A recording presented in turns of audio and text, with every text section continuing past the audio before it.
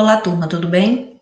Veja só, vamos começar hoje nossa sequência de videoaulas sobre o estudo de funções, certo? Hoje vamos começar bem o iniciozinho, a parte inicial mesmo, os conceitos iniciais sobre funções.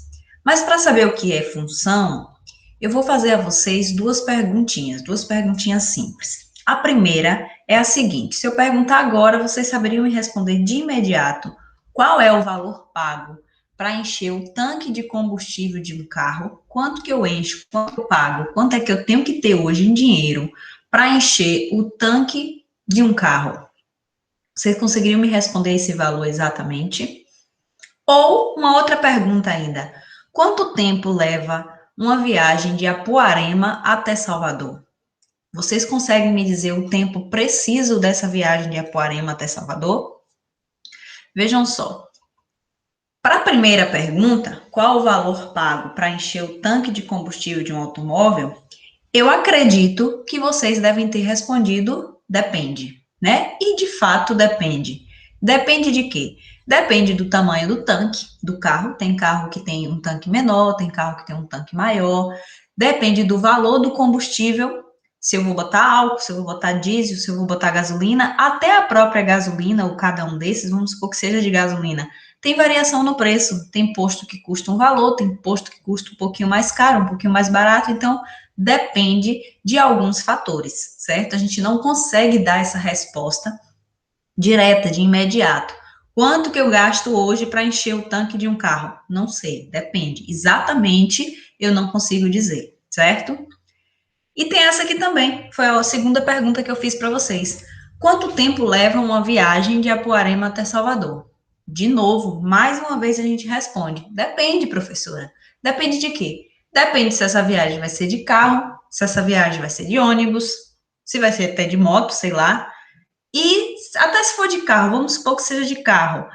Se é de carro que anda com motorista que anda correndo, com motorista que anda mais devagar, então depende de vários fatores, né? Depende da velocidade do carro. Se eu estou indo mais rápido, se eu estou indo mais devagar, se o ônibus é direto, se o ônibus vai parando. Então, são vários fatores que dependem.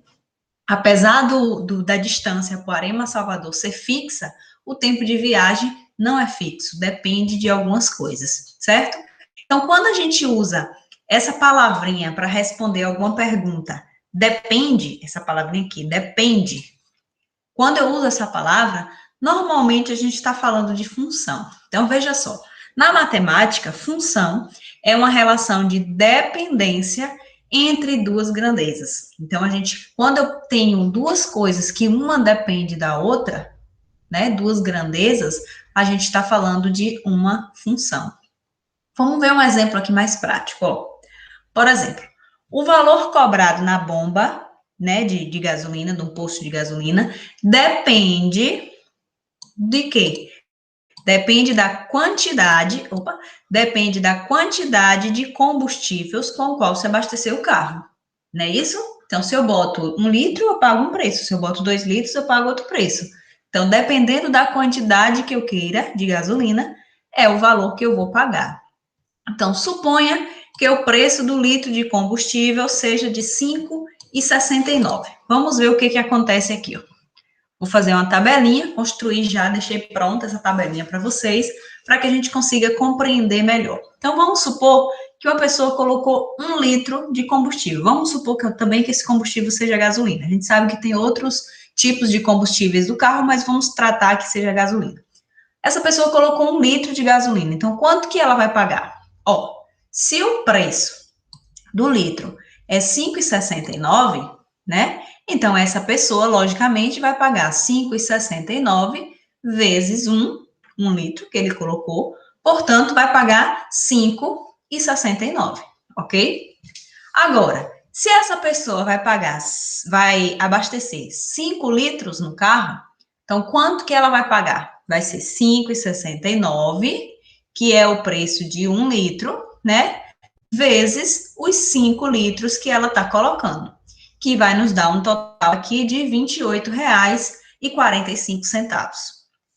Agora, se essa pessoa vai colocar 10 litros de gasolina, a 5,69 o litro. Então, se eu quiser saber quanto que eu vou pagar, basta fazer a multiplicação, né? 5,69 vezes 10, que foi a quantidade de gasolinas que ela colocou.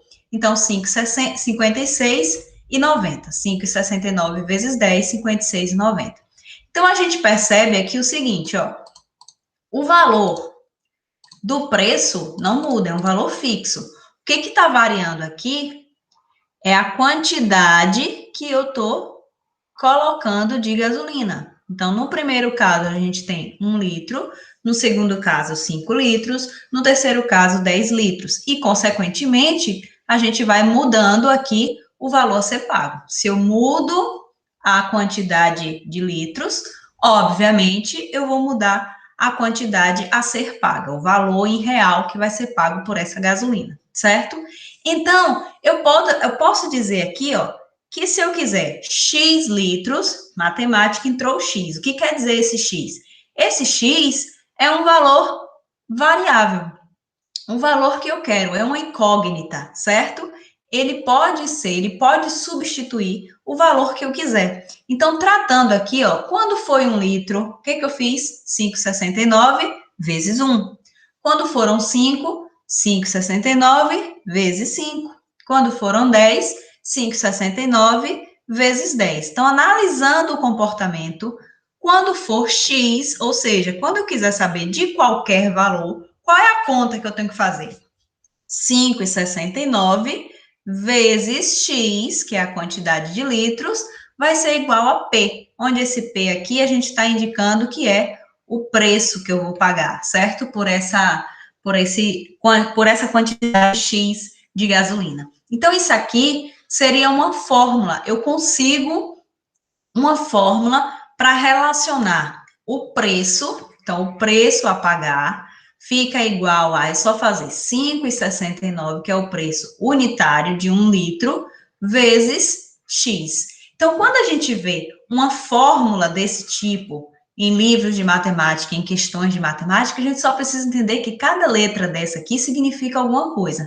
No caso, esse P é o preço que vai ser pago, e esse X corresponde à quantidade de litros de gasolina que vai ser colocada. Então, o preço eu só consigo dizer se eu souber quantos litros eu vou colocar. Da mesma forma, se eu souber quantos litros eu vou colocar, eu vou conseguir dizer o preço, certo? Então, vejam só. Vou representar agora essa mesma relação que a gente fez aqui em cima, os mesmos valores. 1 litro, 5,69, 5 litros, 28,45, 10 litros, 56,90, e eu coloquei aqui 15 litros, 85,35. Como é que eu achei esse 85,35?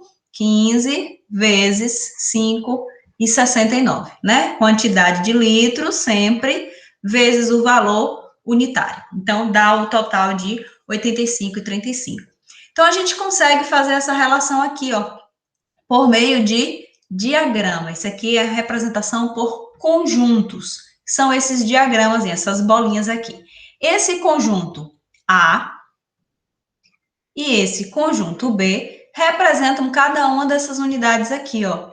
O A representa a quantidade de litros, a quantidade abastecida no carro, e o B vai representar o preço que foi pago por cada quantidade. Então, a gente faz uma relação, ó. Para 1 litro, 5,69. Para 5, 28,45. Para 10, 56,90. E para 15 litros, 85,35. Certo? Então, isso aqui é uma forma diferente de representar o que está escrito aqui nessa tabela. Vamos pensar agora nessa seguinte situação. Ó. Exercício 1. Um empreendedor produz salgadinhos para festa, certo? Ele vende salgadinho, está fazendo salgadinho, aquele salgadinho de festa, e aí o preço que eu vou pagar por essa encomenda, vamos supor que eu quero fazer uma encomenda com ele. Esse preço depende da quantidade, certo? Então, essa quantidade aqui eu já sei que vai ser o meu X, certo? Porque quando depende de alguma coisa, então, nesse caso, depende da quantidade. Essa quantidade vai ser o meu X.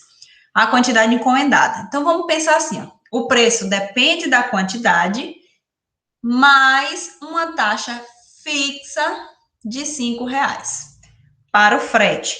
Ou seja, a pessoa quando vai encomendar, ela vai falar assim, eu queria fazer uma encomenda com você. Quer quantos salgadinhos? Quanto custa, aliás?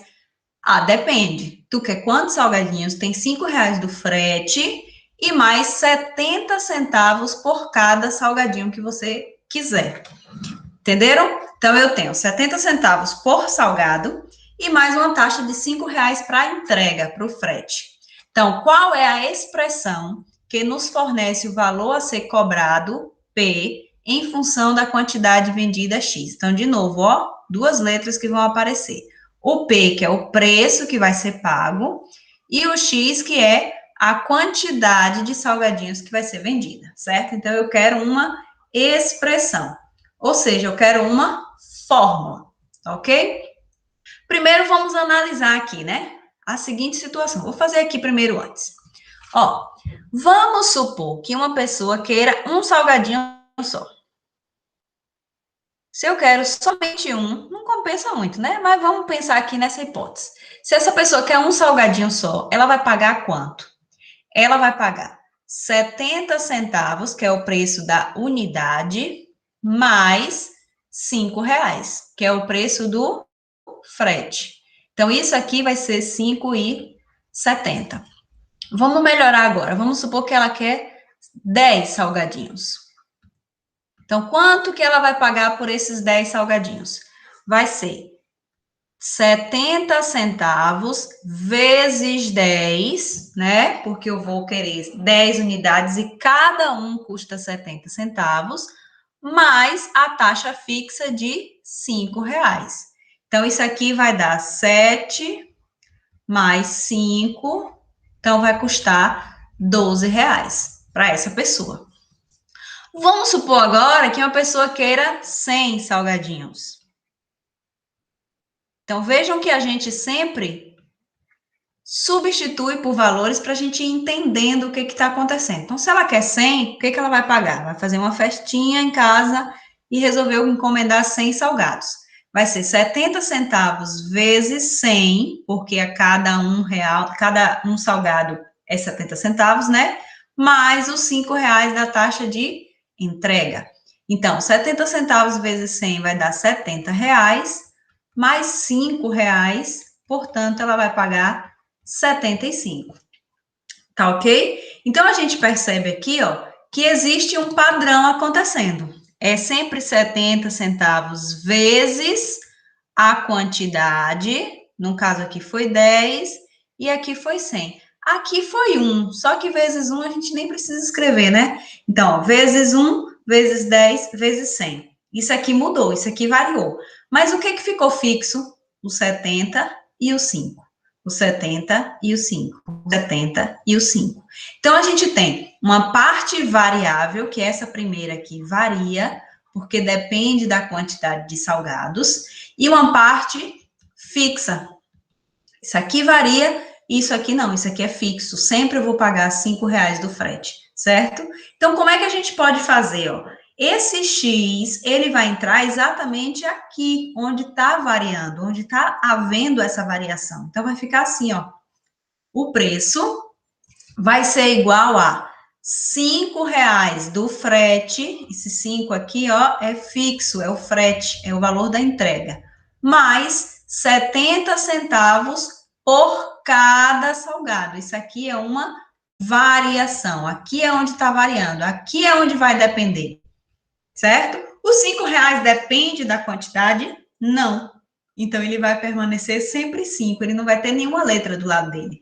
Já os 70 centavos, a parte do salgado aqui depende. Isso aqui vai variar dependendo da quantidade de salgados que eu for encomendar. Então, o caso da fórmula vai ser o quê? P é igual a 5, que é fixo do frete, mais 70 centavos vezes cada salgadinho que eu vou encomendar. Então, esse valor varia dependendo da quantidade de unidades, e o 5 não, o 5 é um valor fixo. Então, coloquei aqui mais uma vez uma representação por um diagrama. A mesma fórmula que a gente viu, né? 5, que é fixo do frete, e mais o 70, que é por salgado. Então, depende da quantidade de salgados que a gente vai encomendar. Então, aqui a gente percebe o diagrama de novo, ó, conjunto A representando a quantidade de salgadinhos e o conjunto B que representa o valor que vai ser pago. Então, se eu encomendo um salgado, eu vou pagar R$ 5,70. Se eu encomendar 20 salgados, eu vou pagar R$19, que é, esse 19 veio da onde? Ó, 5 do frete, mais 70 centavos vezes 20, que é 5 mais 70 centavos vezes 20, 14, que vai dar justamente R$19. Se eu quiser 100 salgados, 75. Se eu quiser 200 salgados, R$145. Então, com essa fórmula, a gente consegue a relação do preço a partir da quantidade de salgados que foi encomendada. Então, aqui eu vou fechar a notação bonitinha de função para vocês. Então, ó, dados dois conjuntos não vazios A e B, uma função de A em B é uma relação que indica como associar a todo elemento de X do conjunto A um único elemento Y do conjunto B. Grifei essas duas palavras aqui, ó, porque elas são a base do que é ser função ou não. Então, veja só, todo preço, toda quantidade aqui, aliás, desculpa, preço não, toda quantidade aqui precisa ter um preço, certo? E cada quantidade dessa vai ter um preço único. Nunca que eu vou ter 20 salgados, não, para 20 salgados não tem preço. Não existe isso, sempre tem que ter um preço. Então, entra, ó, todo salgado tem que ter um preço, toda quantidade tem que ter um preço. E esse preço tem que ser único, porque uma pessoa compra 20 salgados, paga 19. Aí vem outra, compra os mesmos 20 salgados e paga 21. Aí tá errado. Aí não é função. Para ser função, o preço tem que ser único, sempre de acordo com aquela quantidade, certo? Então, aqui, ó, a cada x de A corresponde um único fx de B levado pela função. Eu brinco da seguinte forma, para ficar mais fácil, ó. Esse todo quer me dizer que o conjunto A, esse conjunto aqui, ó, sempre o conjunto A, tá? Vou até botar várias setinhas aqui, conjunto A. O B, tanto faz, o B não importa tanto para essa definição, o que importa é o A. O A precisa ser casado e com um único, então ele precisa ser fiel. Então, todos os elementos de A precisam estar casados com o B e precisam ser fiéis ao B. O B tanto faz, o B pode ser solteiro, o B pode ser infiel, não tem problema. Vocês vão ver um exemplo aqui que vai ficar mais fácil agora. Algumas dessas relações a seguir representam função de A em B. Vamos ver, ó. Lembra que meu A, certo? O A, sempre o A, precisa ser casado e fiel. Então, vamos analisar aqui, ó. Quero saber se isso aqui é função. Eu vou olhar sempre o conjunto A. Vou botar aqui, ó, várias vezes para vocês lembrarem que o que importa para a gente é o conjunto A. O B tanto faz, certo? O A. Todos os elementos do A estão casados? Sim. O X está casado, o Y está casado e o Z está casado, certo? Então, aqui, primeira condição, ok. Duas condições, casado e fiel. O A está casado, beleza. Mas o A, todos os elementos do A estão fiéis. O Z só está ligado para 1. O X também só está ligado para 1. Mas esse X aqui, ó, o que aconteceu? Ele está relacionado com 2 diferentes, certo? Como ele está relacionado com 2 elementos diferentes, nesse caso aqui, não é função. Para ser função, o conjunto A precisa estar casado, ok, está casado, mas também precisa ser fiel. O A tem um carinha aqui, apesar dos dois cá embaixo tá tudo ok, tem esse daqui que não é fiel, portanto, não é função. No segundo exemplo, vamos analisar aqui agora, ó. Lembra que é sempre em relação ao A. O A é que importa para a gente. Porque aqui eu posso olhar, o B aqui já está sozinho, ó, não tem problema. O que importa para mim é o conjunto A. Todos os meus As aqui, todos os meus elementos de A estão casados? Não. Tem um Y aqui, ó, que ele está sozinho. Se ele está sozinho, ele está ferindo isso aqui, ó. Ele não, aliás, aqui não, aqui, né? Ele não está casado. Ele está fiel, mas ele não está casado. Portanto, aqui também não é função. Por que não é função? Porque existe um elemento do A aqui, ó, que não está relacionado com o B. Não está casado, certo? E nosso último exemplo, olhando o conjunto A mais uma vez. Todos os elementos do A estão casados? Sim. Menos 2 está ali, menos 1 está aqui, 0 está aqui, 1 está aqui, o 2 está aqui. Pro O tem o B e tem o menos 4, que não está casado. Não tem problema. Olha o tanto de seta aqui para a gente lembrar que a gente tem que olhar somente o conjunto A. O B tanto faz para mim, ó. Não me importa o B. O que me importa é o conjunto A. Vou até botar aqui, ó. O A precisa ser casado e fiel. Todos os elementos do A estão fiéis aqui ao seu conjunto do B? Sim. O 2 só está para 1, o menos 1 também, o 0 também, o 1 também, o 2 também. Portanto, aqui sim é função, certo? Então, o conceito de função, gente, é esse. É quando eu tenho uma relação de dependência entre dois conjuntos, um está ligado para o outro, um depende do outro, só que esse primeiro conjunto, ele precisa estar ligado para um único, todo elemento precisa estar ligado a um único, ou seja, ele precisa ser casado e também precisa ser fiel. Certo, pessoal? Vejam só, por hoje a gente fica por aqui e nas próximas aulas a gente vai ver mais algumas coisinhas sobre essa parte de função. Certinho? Bons estudos e até a próxima.